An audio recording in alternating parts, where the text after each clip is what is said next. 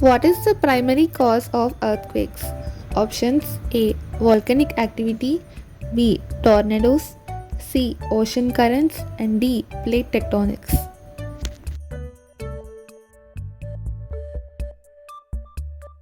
So the correct answer is option D, plate tectonics. Earthquakes are primarily caused by the movement of tectonic plates beneath the Earth's surface. The Earth's lithosphere is divided into several large plates that float on the semi-fluid asthenosphere. When these plates interact either by colliding or pulling apart or sliding past each other, it can result in seismic activity.